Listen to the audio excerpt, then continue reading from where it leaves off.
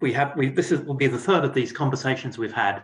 It's of our inaugural series of talks with UC faculty and the UC community in Europe. And we're very grateful to Roland for agreeing to speak to us about himself and his book, The Business of Less. And Roland will say, I'm sure, will be very forthcoming about that. He's a professor at the Bren School of Environmental Science and Management at UCSB, and prior to joining the Bren School, he held research positions at the Centre for Environmental Strategy at the University of Surrey here in the UK, and at the Centre for the Management of Environmental Resources at INSEAD. And I want to say it's a particular pleasure to welcome Roland, because I first learnt about him and heard him on the radio, and I thought what he had to say was so compelling and interesting. I thought we must forge a connection with him. So without more ado, I'm going to hand over to Roland to introduce himself, and then Conrad's going to lead the questioning. Yeah, fantastic. Thanks so much for having me. And it's really nice because I feel I have connections to all of your places. So I, as you can hear, I am from Germany. And so I grew up in a small town in Bavaria, southeast of Germany, but then decided that I needed a big change and decided to go to Berlin to study physics. Just before the wall came down, that was very exciting. So I still lived with the wall for a couple of months.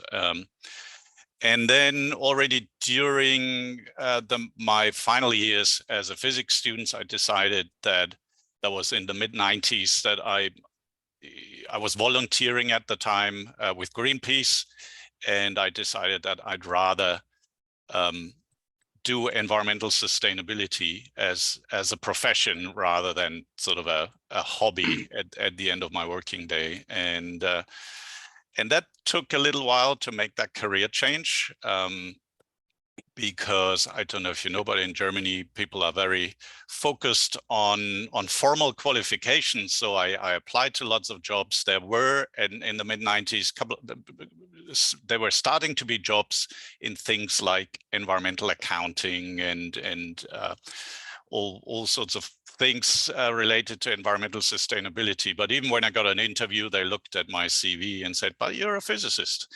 And then, so I finally gave up and took the only job that I was offered at the time, which was in financial risk management, was actually an American company, American Management Systems, and then just kind of started creating a network. So I started to go to conferences, I started to email people, and then in '98, a professor at INSEAD, the business school just in Fontainebleau, outside of Paris, he had pity and he took me on as a researcher, and that's how I changed my career.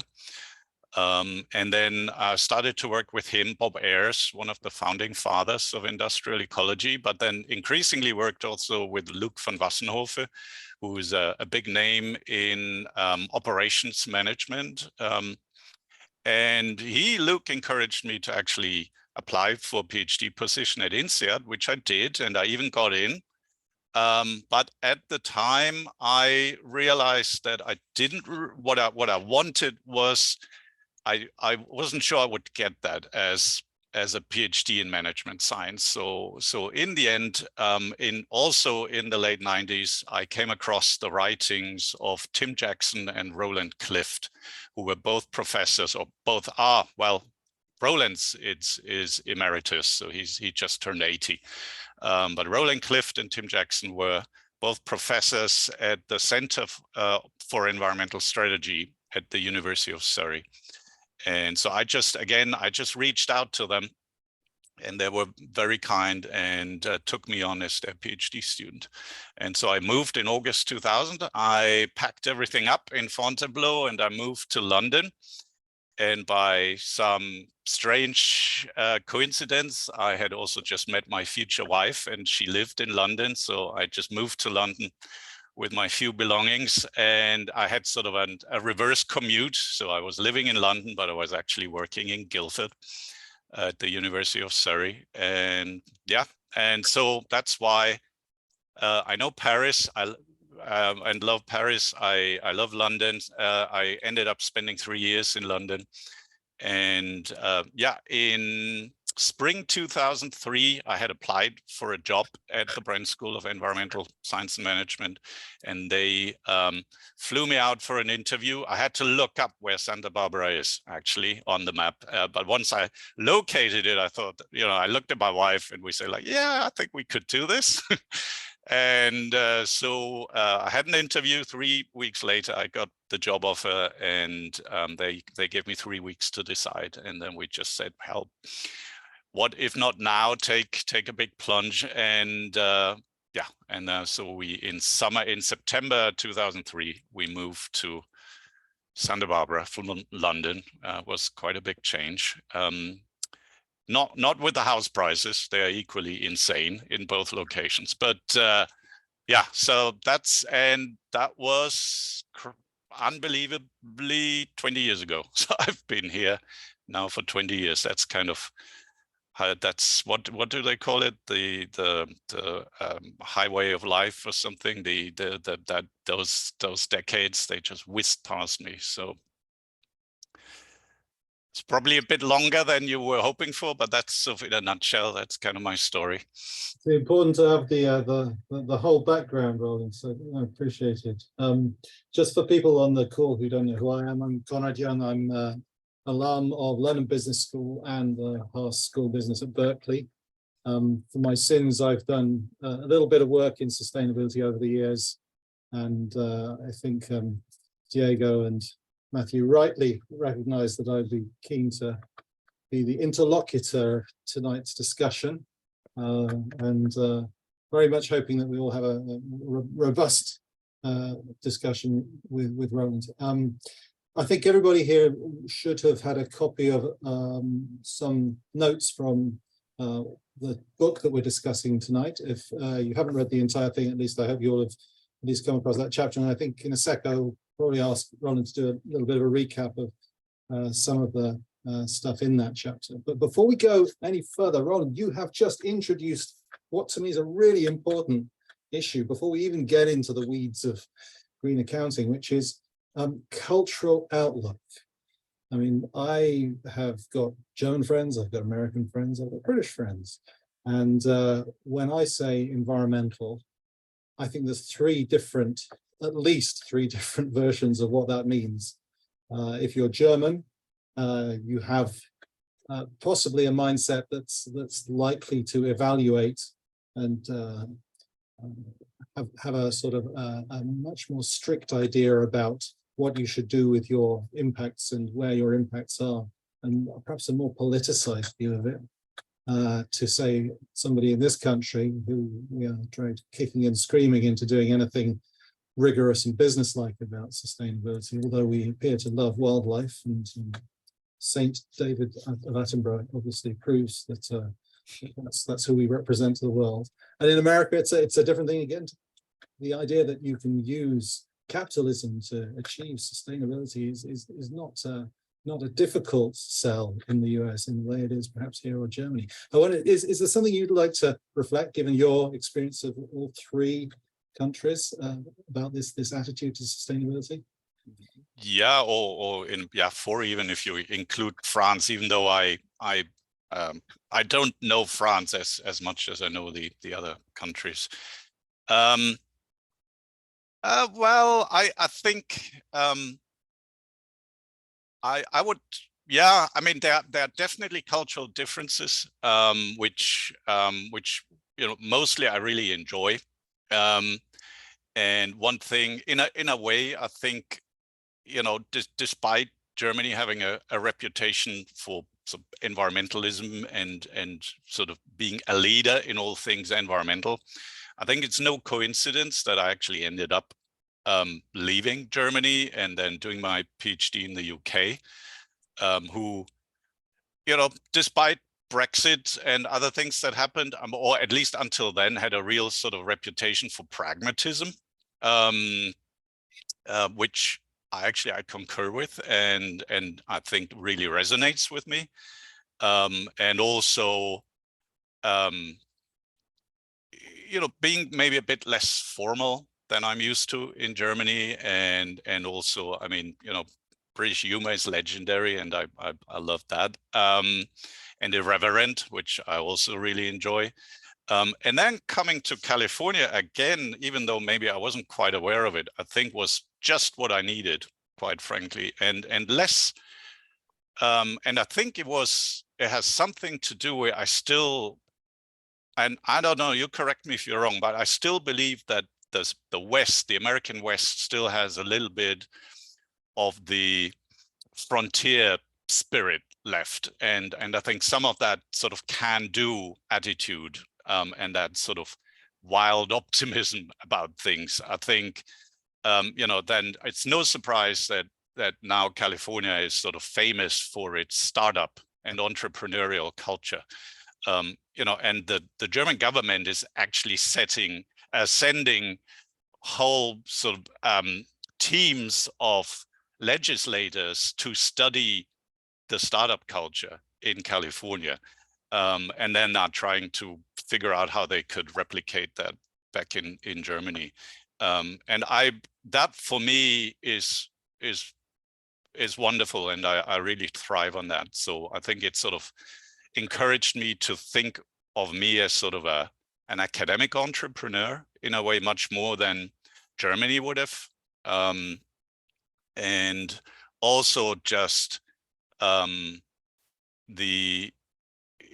even if you have slightly wacky ideas, typically the response in California is, yeah, you should totally try that. Whereas in Germany, they would mainly just find reasons why it would never work. And you shouldn't, just stick to your, like, hence the formal qualification, right? But you're a physicist. So I'm very happy here, but I'm equally happy that I have, sort of, Germany has a reputation for thoroughness, right? So really thinking things through to the end.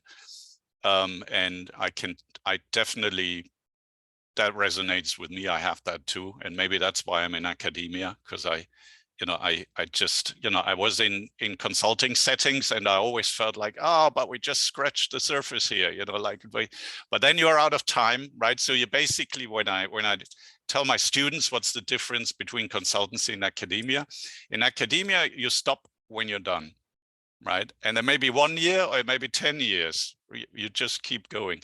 In a consultancy project, you stop when you're running out of time and money.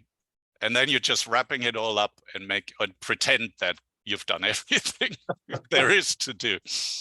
And I like to sort of think things through to the end.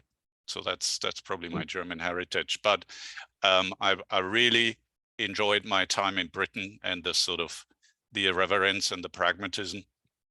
And I love California's can-do spirit. I mean, quite frankly, I really think we would not have an electromobility revolution globally without California.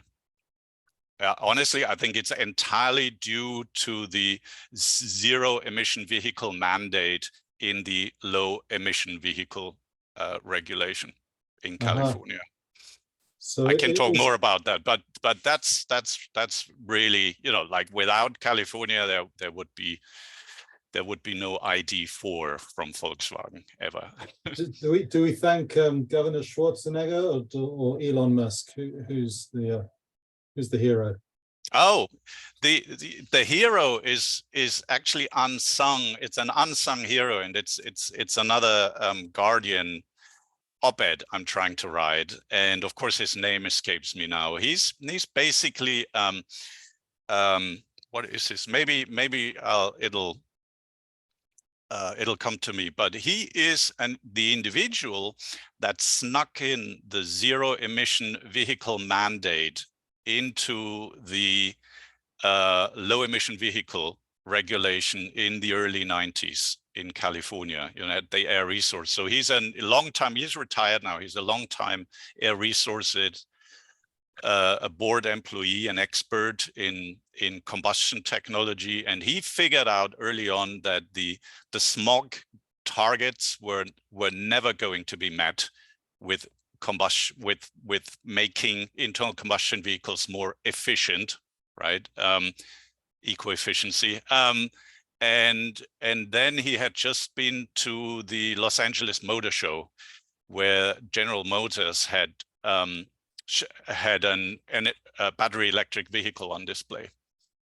And so he heard the CEO of GM talk about this sort of concept car, and he came back to Sacramento convinced that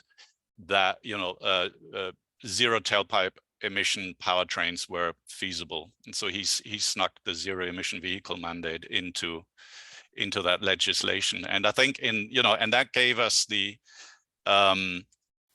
the EV1, if you remember, from General Motors, that was actually on the road for a while, but only as a lease car, and then they just retracted it. And and then along came Tesla, which of course was founded before Elon Musk, but then he kind of took it to the next level. But I would argue without the zero emission vehicle mandate, the Tesla wouldn't. I mean, it counterfactual, right? Who knows? But I would credit this unsung hero at the California Air Resources Board.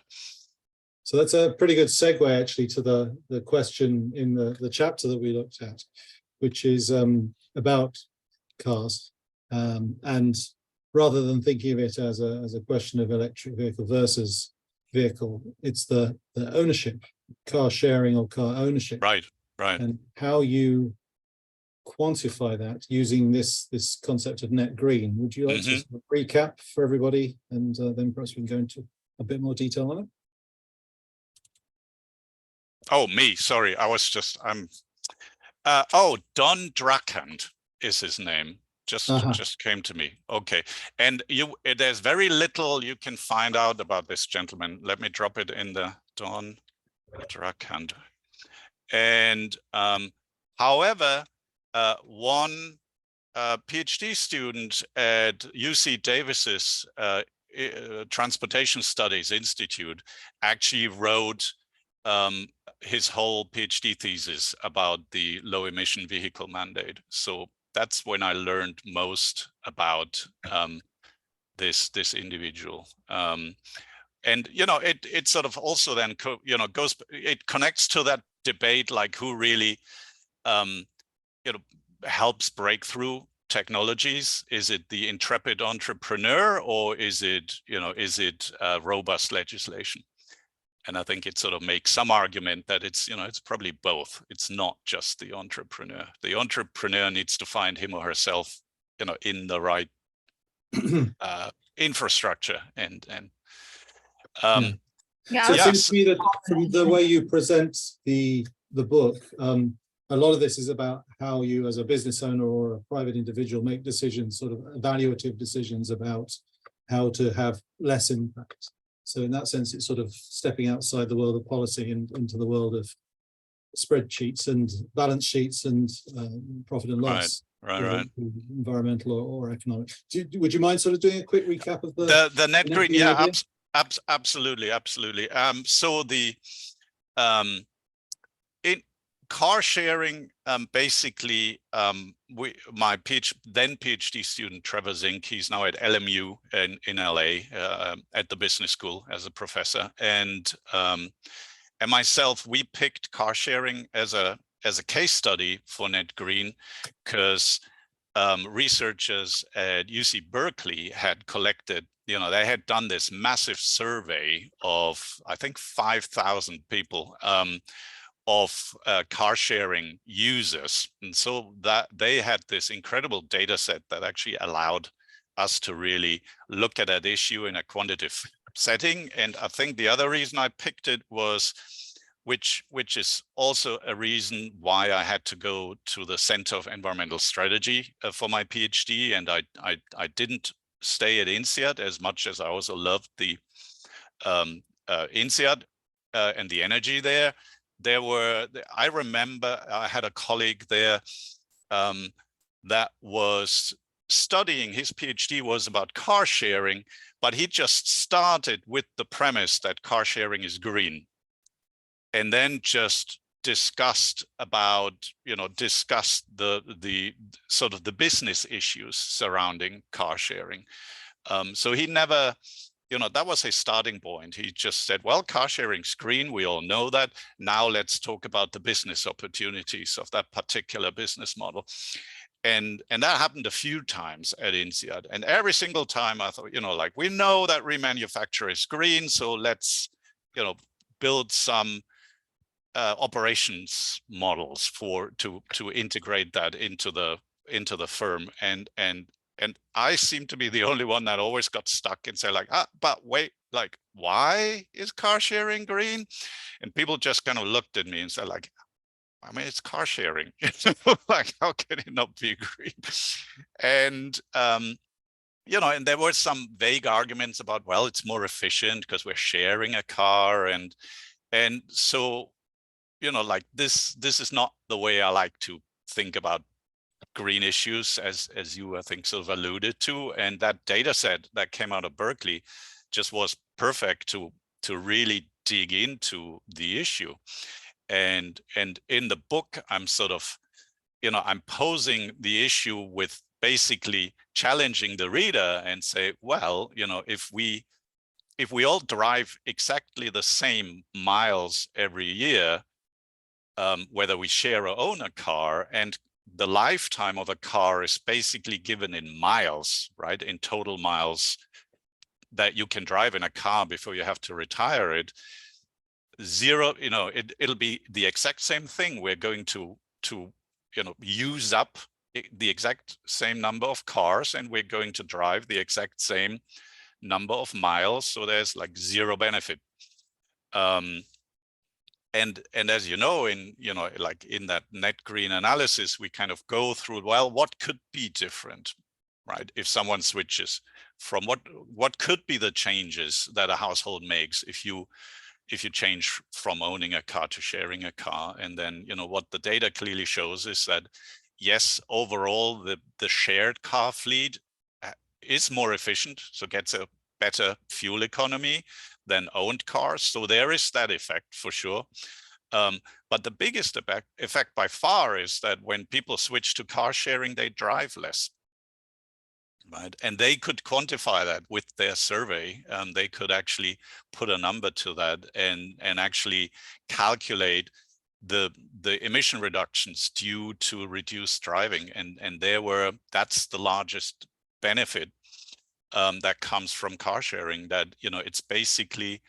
And that's why I think it's such a great example for the net green idea and concept, and also for the book, The Business of Less, because it's basically car sharing, looked at it that way, is a business model that facilitates to households to meet their access demands, or their accessibility needs with less car driving. And that's kind of how they help reduce the environmental impacts of households. So the analysis that Berkeley did is a thorough and academic one, and it's something that perhaps a business could afford to commission, but for people making their sort of day-to-day rule of thumb economic decisions, maybe some people have the spreadsheet mentality and figure out what to do around swapping car mode or car model or what have you. But most people won't. Most people make it on a much more sort of basic level. Even if they're trying to do this on the basis of an environmental decision, it'll be a more basic one. Yeah. And so, and you allude to, for example, life cycle analysis as being one of the more sort of restrictive ways that people think about making environmental decisions. Even that is probably too complicated for most people to engage with. I just wondered, do you see any sort of simple rules of thumb for warning people, warning ourselves when we might be oversimplifying this process and perhaps restricting the boundaries of what we're thinking about in our environmental decision making, so that we are having these negative externalities or impacts outside the system that are not being acknowledged by the simple idea that I've just done a good thing by changing my light bulb Right. in school? Yeah, I think so. I mean, you mentioned LCA, life cycle assessment, which is actually the reason I studied with Roland Clift, because he's sort of the biggest name, or was back then the biggest name in LCA in the UK.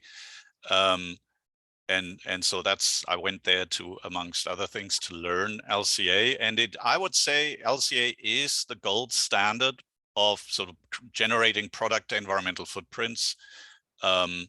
The market, the LCA market, is, at least in the US, but I think it's true in Europe too, is booming. It's currently red hot. Companies and consultancies are stealing each other's LCA consultants at the moment, because there is this huge imbalance between demand and supply of LCA practitioners. So that's what I tell my students, right? You want a surefire job that sells, that pays a good salary, consider life cycle assessment. But the other thing is that I'm a huge fan of sort of what I call so parsimonious models, right? So the old engineering 80-20 approach, and I find that very frequently to be true, that you get to 80+% of the answer with 20% of the effort it would take to sort of do a full-blown comprehensive analysis. And I just had an example with a student that took my LCA class and then came to me and said, "Oh, my in-laws have a winery in Paso Robles, just north of California, Santa Barbara, and they they want to make an environmental decision, and they want to pick the glass bottles that are the best for the environment, and they identified two options, and one was a glass bottle from a US supplier with a relatively high recycled content, and the other one was a supplier from Spain, so all the way across the Atlantic and then the continental US, or the other way around, which had a lower recycled content, but was lighter, quite a little bit lighter. It was one of those lighter types of glass. And she just asked me, is there a quick and simple way to make that decision? And I said, yep, there absolutely is. And we solved that problem. They were only interested in the greenhouse gas implications, right? Not all the other types of environmental impacts. And she could solve that in like half a day, because there was a publication that had the carbon footprint of glass with different recycled content, right? So 28% and 50%. So she could just put a straight line through it and then basically have the carbon footprint as a function of recycled content, and realize that recycled content in glass doesn't actually lower the greenhouse gas emissions all that much, because the cullet, the broken down glass, right, you still have to melt down to make glass. So it's both is very energy intensive. And then she did a quick model of, shipping the glass across the ocean versus trucking it, a couple of hundred, maybe 2,000 kilometers across land. And she found that that was more or less a wash, because container ships are so much more efficient than trucks. And then she looked at the mass reduction of the bottle, and that just, that was like an order of magnitude a larger environmental impact than all the other things. Okay, so slight digression, but we could now do a full-blown, LCA with software and databases.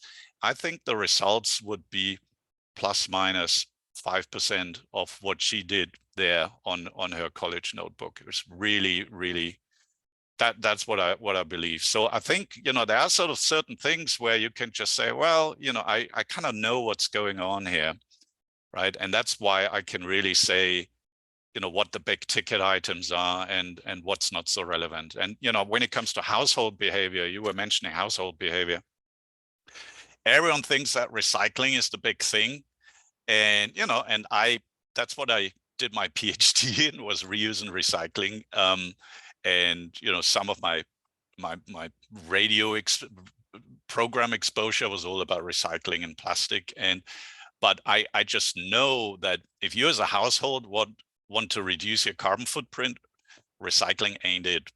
It's, you know, it's really it's very unsure exactly what the benefits are. And even if you assume the best case scenario, they are really small. So the big ticket items in carbon footprint is your transportation and your heating in the house. That's, you know, in a nutshell. Diet choices? Sorry? Diet choices? Oh yeah, and there is definitely, you know, like plant-based protein is another sort of one of these slam dunks, right? Where at this point we don't really need LCAs anymore. We know that, you know, like. Can I ask you a question? Yes, please. I'm from Argentina. We grow cows. I love steak. But there is an argument. So do I. Well, no, I don't grow cows, but I love steak. I'm gonna be honest. There's an argument. I mean, I was going to ask another question, but this is close to my heart. There's an argument that goes around that says that the cows, the CO2 that they emit is actually grass that they have just eaten, and they are just cycling the same CO2 that was on the ground. They are not creating new CO2. It's just the same CO2 that was on the grass now is on the cow, then it goes to the atmosphere and it goes back again.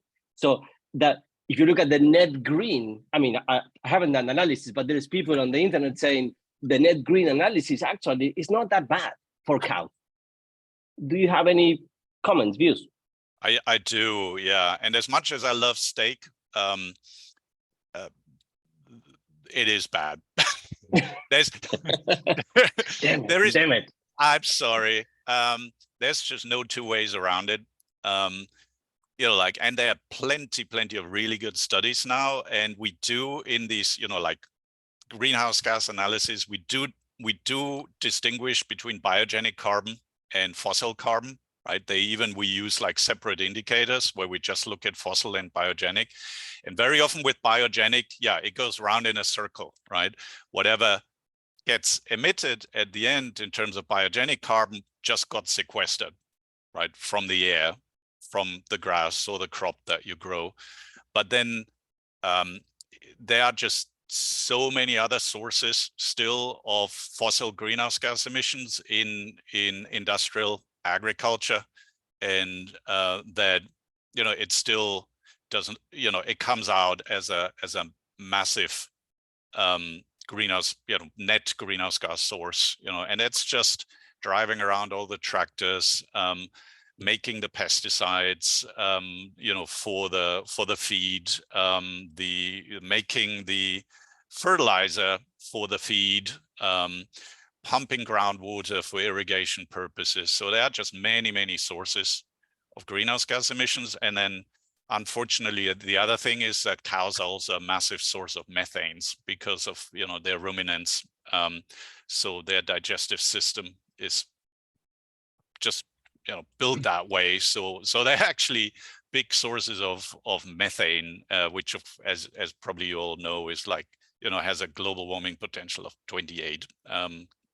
So yeah, and then just from an efficiency point of view, right? If you think about feeding corn, you know, you need to feed like, I think between 10 and 20 grams of corn protein to get a gram of cow protein, right? And that's just, you know, it's just really inefficient in turning plant-based protein into animal-based protein. The cow is the worst by a stretch, and then come pigs, and then comes poultry. So right. Yeah, thank you. As much as I love steak, I try and, you know, have it occasionally, and then really get, you know, like high quality meat and really enjoy it. I think we might look at perhaps bringing in some experts from UC Davis to talk about this in a later session. I work personally in the food industry and with meat producers, and looking at not so much climate change, more biodiversity impacts. And nonetheless, it is clear to me that there are some, to this point about where do you set the system boundaries. If you're only looking at climate change and you're only looking at methane, or rather you're only looking at the immediate impact of a gas, then yes, methane bad, cows bad. But if you're looking at the long run impact, then you're much more worried about the fossil fuel that's being burnt to do whatever it is, because methane decays in the atmosphere very quickly, and that global warming impact goes up and then goes down again, whereas with the CO2 from petrol, it goes up, and the same thing with CO2 from other agrochemicals and stuff. Anyway, I think it'd be very interesting for us to pick this up perhaps another time, but to ask the question again, really, Roland, about setting system boundaries. How are the sort of rules of thumb that you would recommend to people, as thinking as a householder and then perhaps thinking as a business, about how to do the analysis of what is green by setting a boundary that's pragmatic? Because you can ask about global warming, you can ask about pollutants, Right. PM10s, you Right. can ask about wildlife impact, and it gets wider and wider, and you're still trying to answer a question about sustainability. After a point, it becomes impossible to really do the analysis. Yeah, it can, sort of kind of throw you into, into all kinds of directions, and then you end up building like the model of the world. Absolutely. So what, in a way, what I didn't really say in the book, because I wanted the whole point was to have this book be as accessible as possible to a really wide readership, and sort of keep jargons and at a minimum, and also sort of keep theories sort of at a minimum, so you can, so in a way, the net green idea is sort of a simplified version of what in the life cycle assessment world we would call consequential life cycle assessment. So it turns out that in the wonderful world of LCA, there are now, since I want to say right around 20 years, there are now actually two types of environmental assessments, and one is called attributional and the other one is called consequential. And it's data collection stays the same. The kind of data we collect is, well, I don't want to say stays the same. The big difference is the kind of question that you ask, right? And the attributional is sort of studying a product system as it is, as it's currently in the world, with all its connection to everything that isn't part of the product system.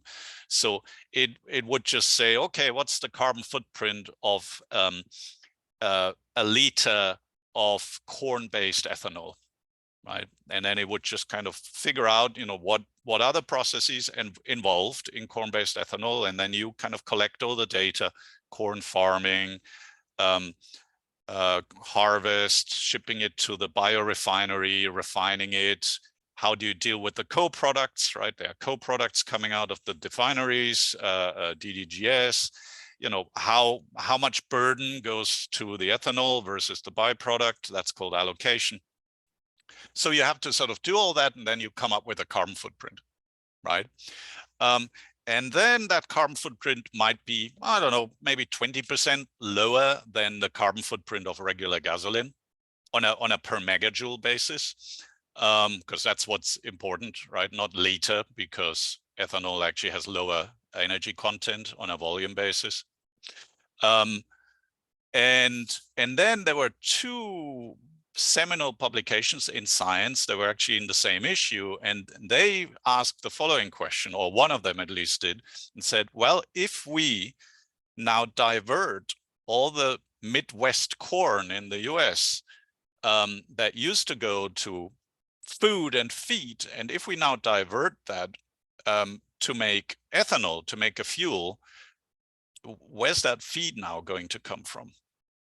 Right, and because now 45% of of US corn goes into ethanol production.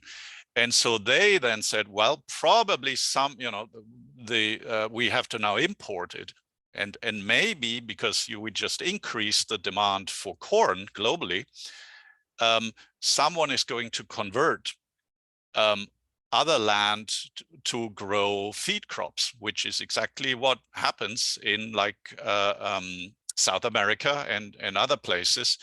And then they say, well, the greenhouse gas emissions of doing so, of land conversion, in order to make up for the shortfall of feed now, is a consequence of corn-based ethanol. So it should be part of the greenhouse gas emissions generated due to our use of bioethanol. And that's that's now widely accepted, and it's called indirect land use change is the effect, right? Because the Midwest didn't change its use of land, it just changed the use of the crop, but other places changed their land cover, hence indirect, right? It's called indirect land use change. And the California Air Resources Board, right, which has the low carbon fuel standard here in California, they have actually said that you need to include the carbon footprint of indirect land use change to the emissions, to the carbon footprint of corn-based ethanol. And so now we do, and that was actually done by colleagues at UC Davis. Their job was to come up with that carbon emissions of indirect land use change. And being scientists, they said, it depends. That's what we always say. And then gave them a whole number of plausible values. And the Air Resources Board came back and said, no, we want one number. And then I said, okay, 30. 30 grams per megajoule. So that's the number they're using now. And if you add 30 grams per megajoule to the corn-based ethanol, it's actually larger than the gasoline greenhouse gas emissions. So if you include indirect land use change using Midwestern corn-based ethanol, you're actually increasing fossil greenhouse gas emissions, not decreasing. If you leave it out, you think you're decreasing greenhouse gas emissions. So it's that, and that kind of convinced pretty much most people that this attributional LCA can send you down the garden path and sort of in the wrong direction. And it's more powerful to think about this what is called consequential LCA. What are the consequences of whatever you are proposing, right? A launch of a product, or a change of a product, or a change of an operational procedure. And so that your job now becomes not to make sure that you include every single thing that's included in the product system, but only the things that actually change and matter, right? So that's now your criterion. It's not, map the whole product system even down to the tiniest ingredient, but now the task is now just figure out what big changes there are and which of those are significant. And then you inventory those changes. That's sort of and net green is basically saying that in simple words, right? So just figure out what changes and whether it goes up and down, right, in terms of emissions and how big it is. Yeah. Right. I'm conscious Matthew's had his hand up for a while, and sorry. I've been okay, no, that's that. Thanks for that, Conrad. Well, before I ask my question, I just wondered, I don't want to monopolize. So does anybody who's read the chapter, Sarah, Wendy, or Christina, would you like to ask a question ahead of me, please? Go ahead, Christina. Matt. Yeah, okay. Okay, so I guess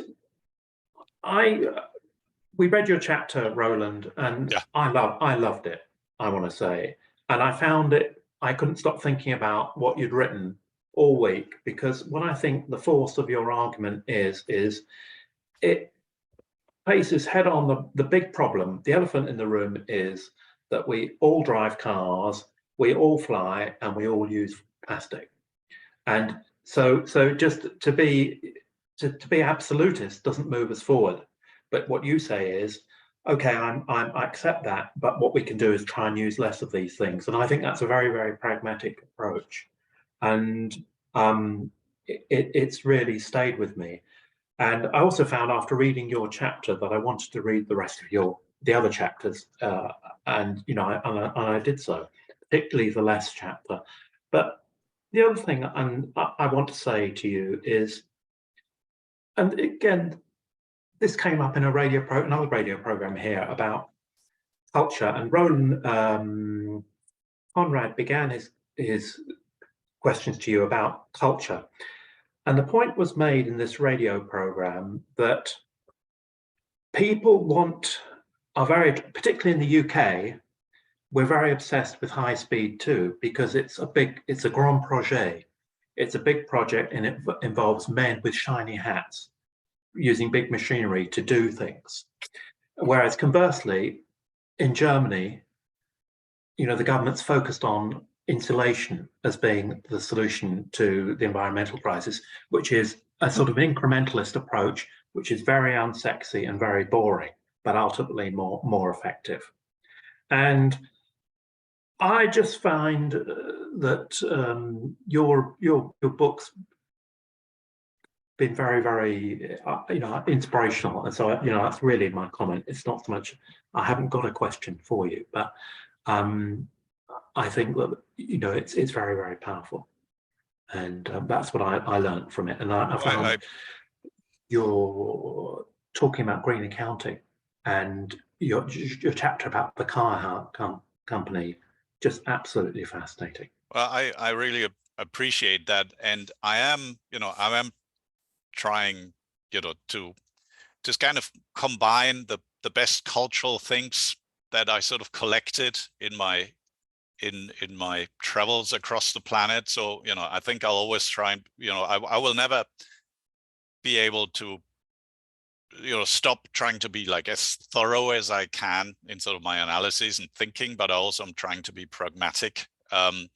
like a good old Brit. And then now I'm trying to sort of adopt the wonderful can-do spirit of California, which was just the tonic that I needed, and sort of put it all together. And what is absolutely true is that I do not think we will ever see or should even strive for a plastic-free world. I think like transfusion bags come to mind, right? So there's always going to be a role. This material is just way too useful and amazing in its technical properties relative to its cost, but I think we're making way too much of it currently, and a lot of it is a lot of our uses are just not truly necessary, and I would argue that like they are not truly improving our quality of life. So the environmental cost far exceeds the value we gain for it. So that's and I think the easiest way would just be to produce less and use less to begin with, rather than trying to fish it out of the ocean, which is, where they basically try and fish it from the surface of the Pacific. And scientists already know that everything pretty much sank to the ocean floor. So it's not even there. The